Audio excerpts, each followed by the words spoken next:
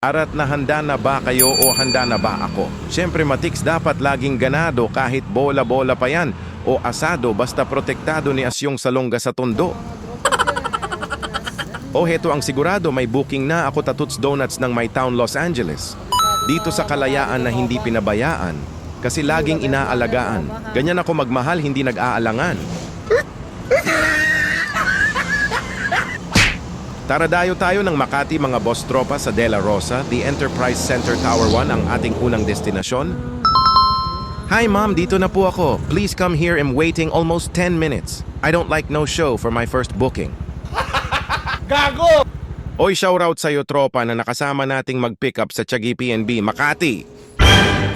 Aba double booking sin Hoyski para mabilis mabayaran ang utang kay G.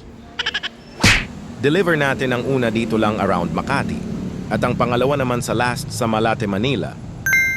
Talagang pinadayo na talaga tayo ng Maynila mga boss tropa para masubukan si SFD kung gaano ba kalakas sa lungsod nila.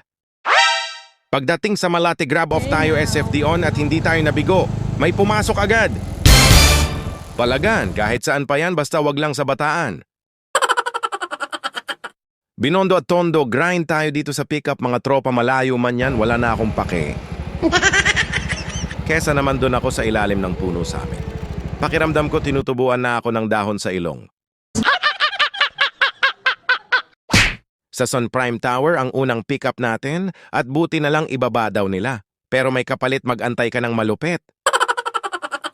Next naman Chinatown Grand Residence at dito tayo napaakyat para hindi na tayo magkalat ng oras pakak.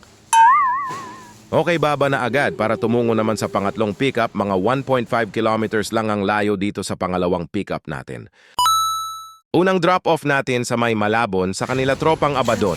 Sakto pa ulan na baka baha na doon.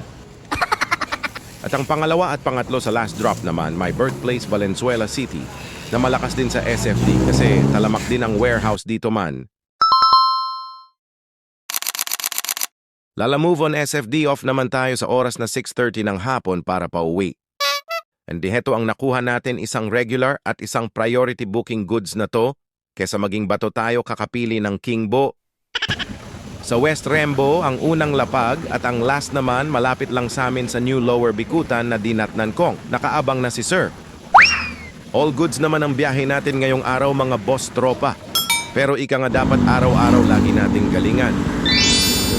Sa mga tropa pala nating activate na kay SFD, ibiyahin nyo na yan tropa, sayang ang pabunos ni SFD at habang maganda pa ang bigayan, keep safe always sa ating lahat. Sa kalsada, mga boss tropa, and ride safe bro.